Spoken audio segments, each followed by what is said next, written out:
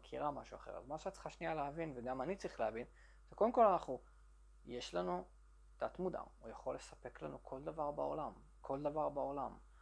אם אתה רוצה להיות עשיר כקורח, או אם אתה רוצה להיות עם כל מה שאת רוצה, אבל הבעיה שאת לא מאמינה בזה, ואת לא מאמינה בזה מסיבה אחת מאוד פשוטה.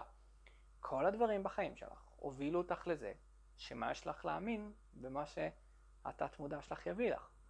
אבל אם תביני באמת, התת מודע שלך, הוא היה נאמן לך כל הזמן, הוא הביא לך את כל מה שאת ביקשת.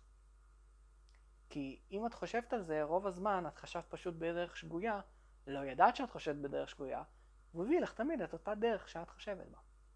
תחשבי על זה.